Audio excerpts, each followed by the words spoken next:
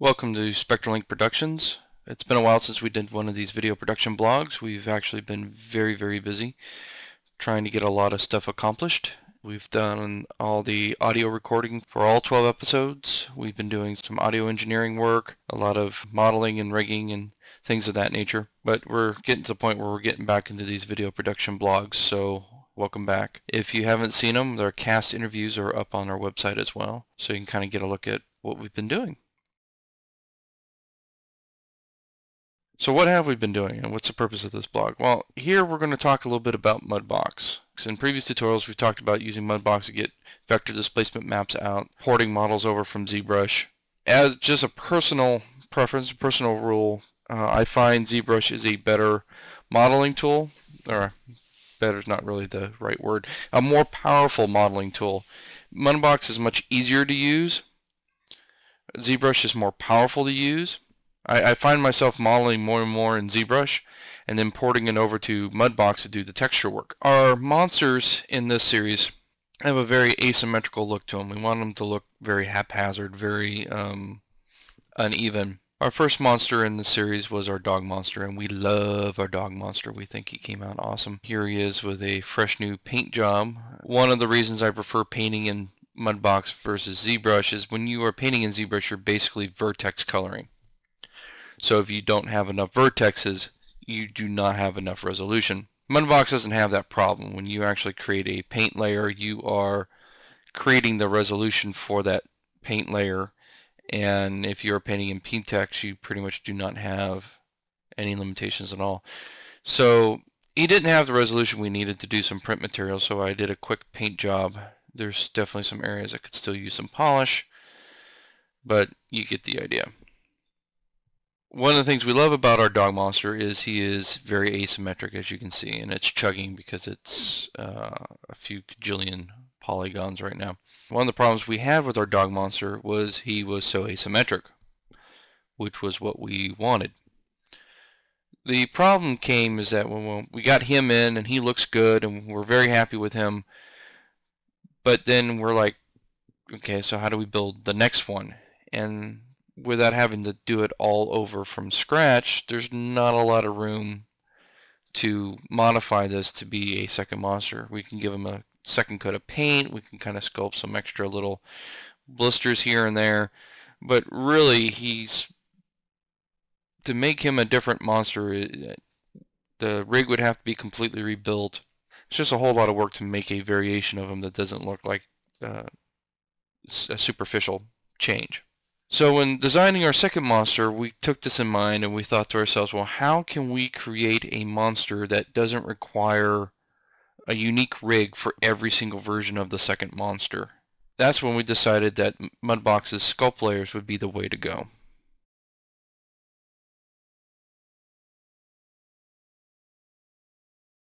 So here we have our spider monster. We're going for a very human centipede mutant kind of look here. As you can see, it looks like two humans fused into one monster and pulled way out of proportion. Legs and arms are pulled in unnatural poses, and the feet and hands are morphed into these kind of blade-like appendages. But other than the human head here on the side, it looks pretty symmetrical. That's not the look we were going for. We were going for an asymmetric look with the dog monster. Well, what we've done is we basically remodeled him again in ZBrush. Now he's still lacking a lot of the detail that we'll eventually need. I prefer doing the detail work in Mudbox. With the stamps and stencils, it's a lot easier to do that kind of work here in Mudbox. But as you can see here, he's still symmetric. It's very different, but it's still very symmetric. So the idea is to combine the two, and then using the layer systems, use these different combinations to create an infinite amount of variation.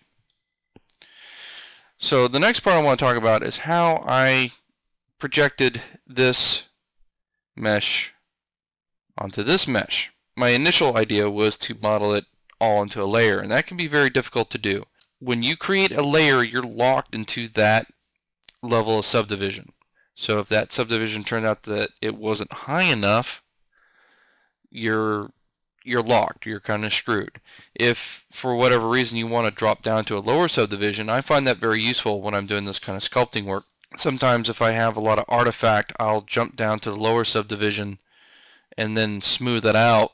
And then when I go back to the higher division, I still have more smoothing to do, but it's a lot less. And jumping up and down allows me to manage the sculpting a lot easier, which you can't do if it's a layer. So I pulled it back into ZBrush to create this version. Now if I was smart, I might have done the whole thing in Mudbox as a separate file. Then I could have imported it as a layer. All the vertex order would have been preserved and it would have just lined up. Bouncing back and forth to ZBrush, the vertex order got all screwed up, and so that's not going to work. So how do we get those two to match? Now let's talk a little bit about how transferring sculpt layers works. And it's not that different than what it is in ZBrush. You're going to have the same problem in both areas. The cool bit is that Mudbox does allow an extra level of being able to fix it while maintaining your base sculpt. Normally you don't have to do that, but in our case it was pivotal that we did. If you transfer this mesh to this mesh, what it's going to do is for every vert it's going to look for the closest match within a range. Now if that range is too large, you can have vertexes shooting across the room, and that's usually when you get a lot of artifact. If your search range is too low, you can wind up with a lot of artifact. They can find matches that are visually not appropriate and aesthetically not pleasing, and that, like I said, that's usually where you get your artifact if your threshold is too high. If your threshold is too low, it won't find a match and it won't move, and that's where you get that kind of weird flat plateauing in the middle of the mesh because it couldn't find anything close, and so it didn't move at all. So if we crank the distance up real high, things like this are going to be a problem. Because first of all, its closest match is going to be on the inside of this leg, not in the middle. We want it to, of course, balloon out and fill this volume. That's not going to happen no matter what we put our search distance at. And if we crank it up really high, we're going to get all kinds of artifact in the smaller areas where we got a lot of fine detail. So how do we get around this problem? Well, we do it by creating a sculpt layer. Now with the sculpt layer, we can use the standard modeling tools start pulling this thing into position. So what we can do is within the sculpt layer we can start deforming the mesh to better fit what we want to transfer it to. Oops, that's the wrong one. Let's go ahead and hide that for a minute. Now because this is a layer, we can disable that and go back to our original position at any time. So let's go ahead and start. Let's bulge that out just a little bit. Don't want to get too carried away.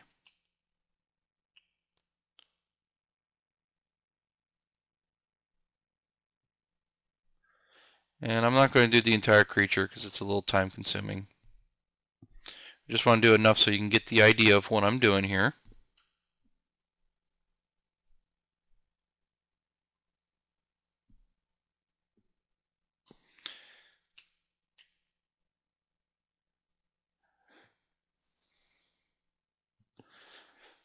See, in this kind of weirdness where the geometry is doubling up, this is the kind of thing where I like to go into my lower subdivisions and smooth it out because it's way easier, but once you're in a layer, you're locked. So you do have to be a little bit careful. And I don't know if it's just my machine. I don't have a problem painting in Mudbox, but sculpting, it does have this kind of lag. And I don't have that problem in ZBrush, which is another reason I prefer to do the bulk of my modeling in ZBrush. But again, that may be my machine. Maybe it doesn't like my graphics card or something. I don't know. And again, I'm not going to do the whole thing because as you can tell, this is going to get a little involved. Now you don't have to get it vertex by vertex. If you could do that, then you wouldn't need to transfer anything anyway. You just do it all by hand, but of course this guy is about 4 million polys, so that would be a bit crazy. But the goal is to kind of get it as close as you can, as cleanly as you can.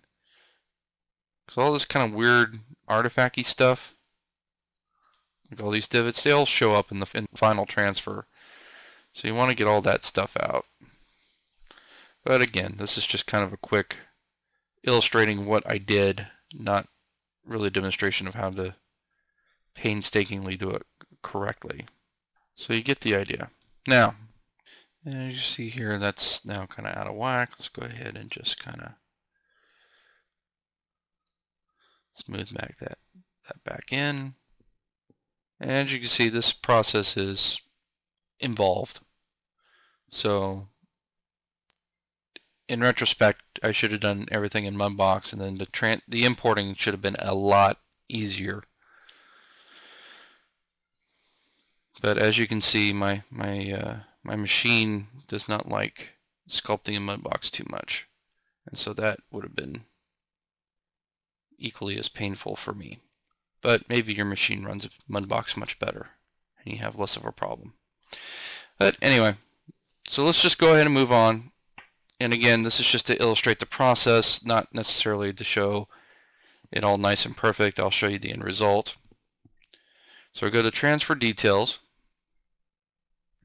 So the target model is going to be our low-res mesh. That's the human-looking one.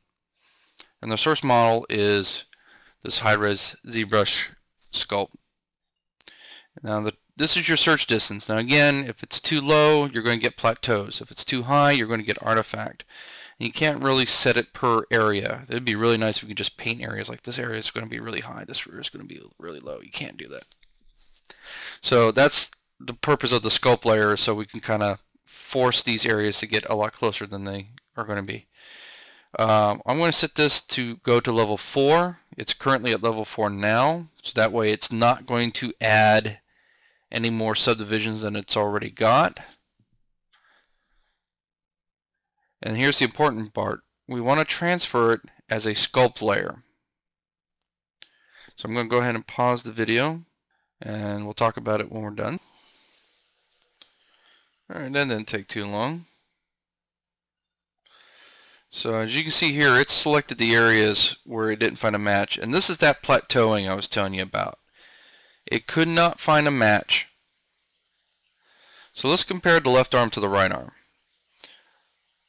So here that stuff was too far out and it couldn't find a match. Here I hadn't pulled it out far enough and it couldn't find a match. Compare that to the other arm where it's almost completely untouched.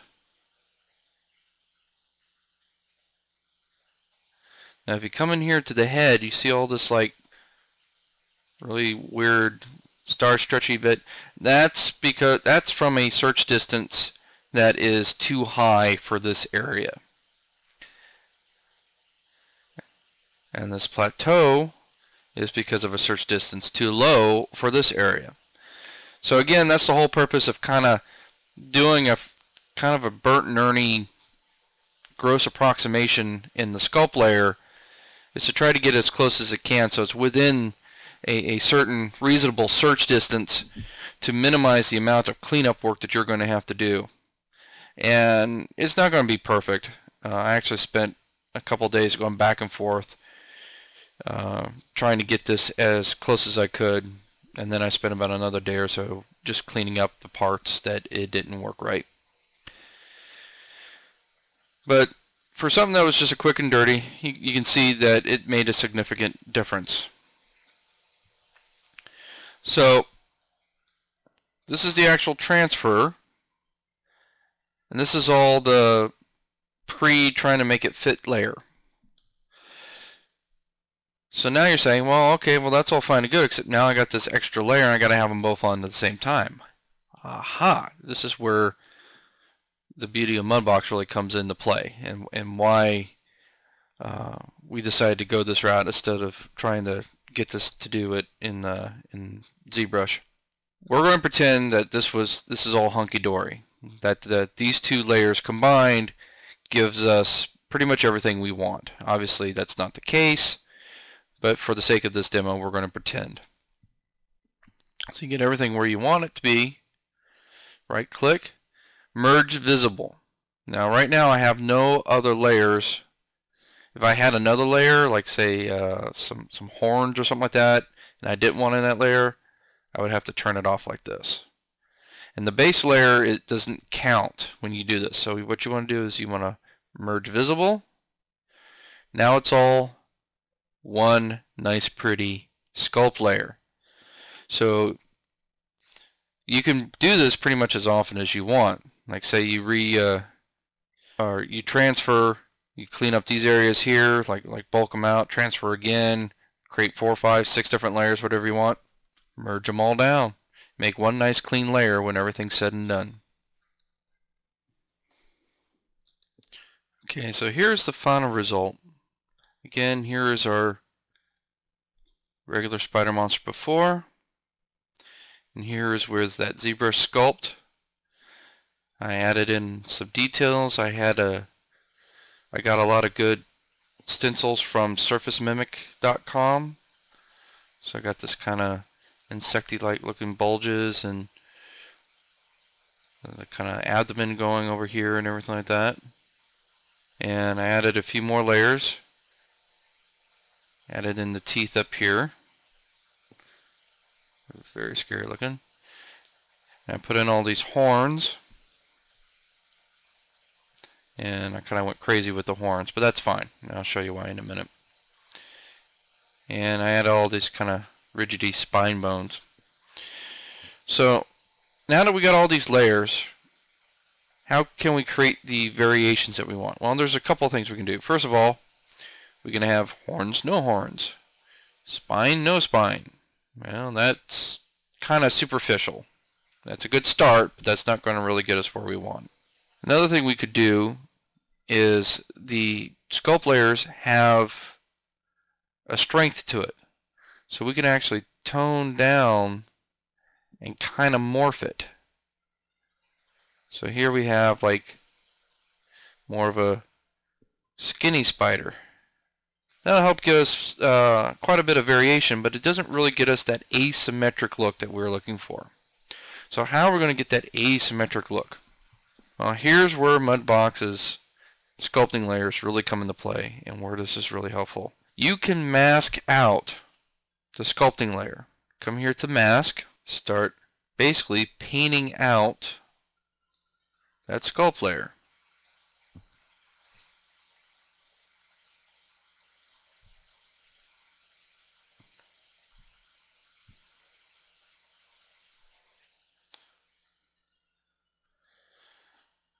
So then we can have part of it be one sculpt, part of it be another sculpt.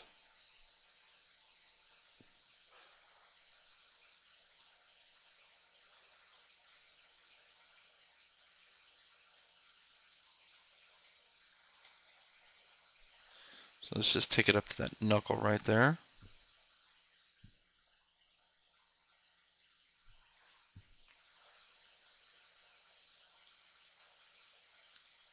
Now, as you can see, we're kind of taking a little bit further than we wanted. Well, this is one reason why it's so great to have masks. I could have done the same thing with the erase tool, but this allows me to undo that mask. If you hit Control, you're doing the opposite function. You're inversing the function.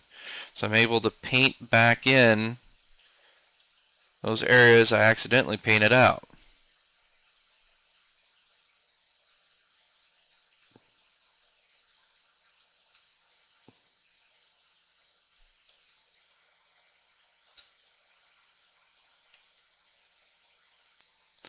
And while holding the Shift key, I can start smoothing that mask.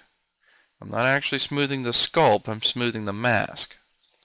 I can take the strength down, let's take it down to about 3, and let's kind of get closer into here.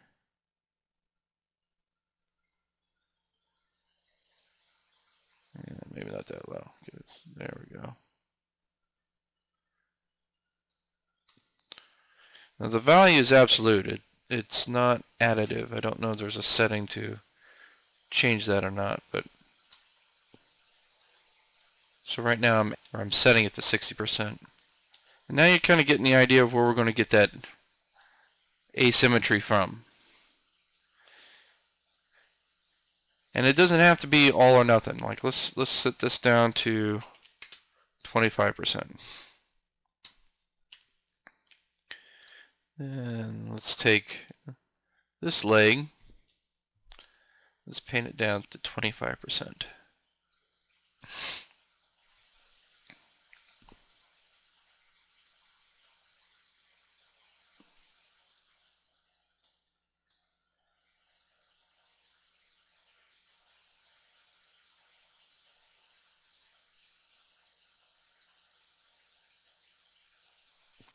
It's a little too subtle to really notice. Let's crank it up to 50. There we go. Now it's starting to be noticeable.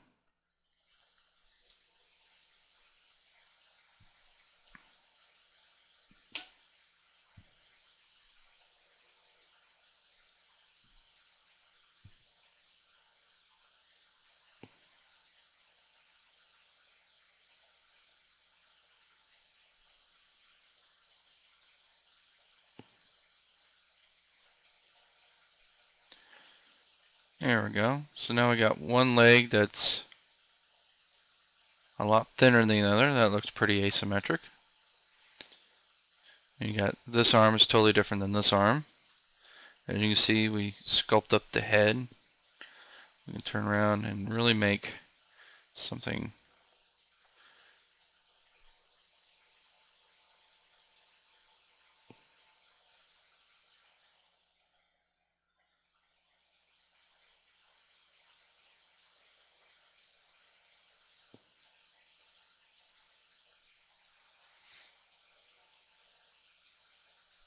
like so. And if you don't want to see the mask, you can simply disable it by clicking that button up there.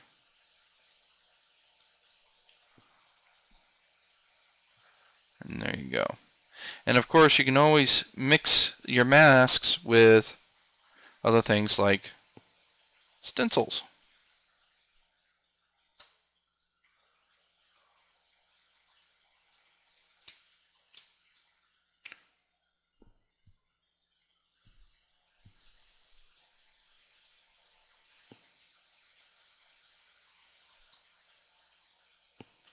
And you get even more bizarre looking things. That's fine.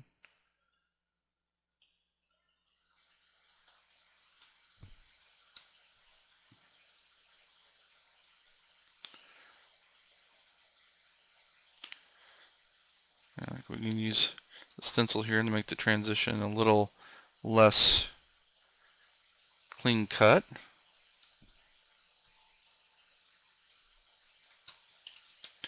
And so on and so forth. Unfortunately, at this point, there's no way to copy a mask from one sculpt layer to another. So if I turn the horns on, and again, maybe we want to just melt those down a little bit.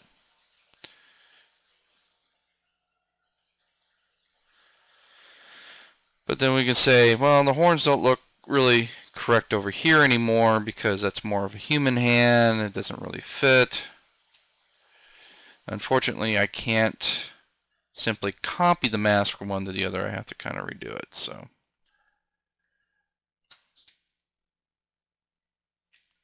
or if there is, I have not found it.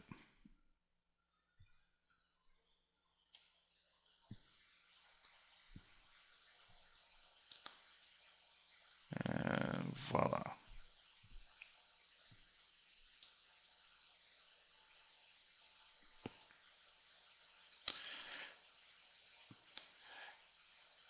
And of course, if I want to add more detail, I can simply create another sculpt layer.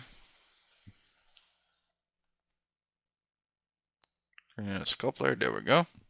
I made a couple of good vector displacement maps. I got some other ones from the Mudbox community website. Let's see, where's my Here's a scar one. Let's try the scar one here. Yeah, that's a little better. So then we can do all kinds of gross things for the areas where it's transitioning. And the paint layers will work pretty much the same way. Let's look at our diffuse here.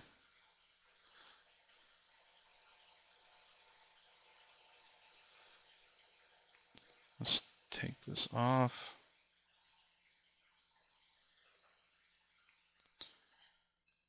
So here's our more human looking paint layer. And here's our monster paint layer. And so again, if we come in here to the sculpt and turn the monster on and turn in this sculpt here,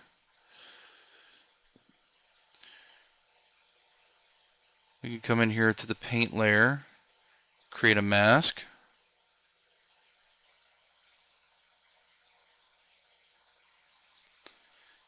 And pretty much just like in Photoshop,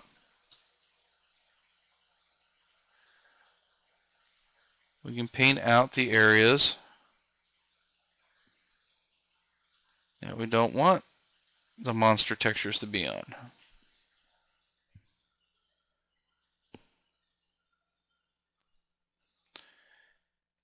And again, we want to kind of keep it from being, yes and no here. We add a stamp image to it.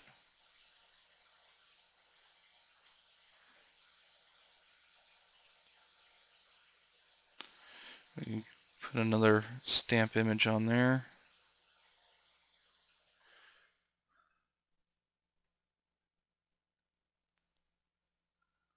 Set that to white. And now we're going to paint it back in. And as you can see, we're painting it back in with the stamp on it, so we're getting all kinds of nice randomness to the painting it in part. And like the sculpt layers, it does not have to be a yes or no. You can paint it in partially. So this way you can make sure that your paint layers and your sculpt layers line up. So here's the first variant of our spider monster. As you can see, I masked out the horns from this side. I used the mask in a kind of a creative way over here to get this kind of stair-step effect.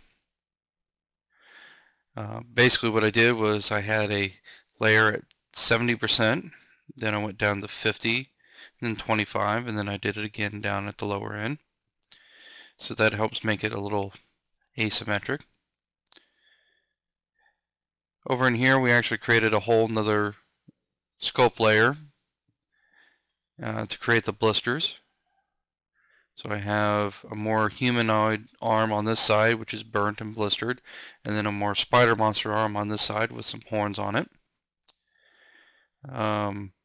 For this burned area over here, what I did was I simply unmasked this area, and then the rest of it is texture work. In fact, all the veins and everything and all this burnt area is normal map. For that level of detail, I prefer the painted in, just because once you have to get it into Maya, you have to subdivide it all that much to get that detail back out. For some of that small detail work, like all the little fine bumps in here and everything like that, it's a little easier to paint that in. And again, as I mentioned before, I can go back to my original base mesh, and with creative applications of the masking layers and adding new layers for details such as these burned blistered areas and this torn area up here, I can create completely unique variations of this monster. And then there's nothing stopping me from pulling in a whole second layer on top of all this and making something even more different. This is where we're going to do something a little unique. We're going to upload the base mesh that we started from, that I showed in the tutorials, up on our public Dropbox folder, and allow you, the users in the community, to play with this idea and come up with your best variant of the spider monster.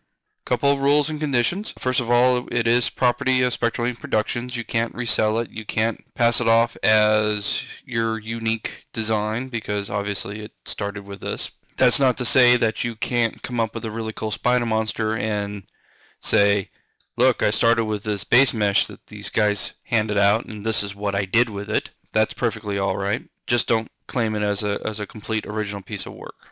That's just good advice for any person starting in the industry. Believe me, it's a small industry, and if anyone ever gets wind of you plagiarizing somebody's work, people will find out soon enough. So just a general rule of caution, don't ever do that. If you create your own spider monster, create a nice little turntable render of it. You can do that from within Mudbox. And send it to us, and the ones we like the best, we'll create a video of the best turntables. And if we really like it and it fits with our production and you're willing to give us the source files back to us, we will include it into the feature. Then this is completely voluntary. There's no monetary compensation. If you make a really awesome spider monster and you give it to us and we use it, we'll put you in the credits, but that's about the extent of it. So it's up to you. But there you go. So download the spider monster from the URL below, and we look forward to seeing what you can do with this guy. I'm anxious to see what fun you guys can have with it. Thank you very much.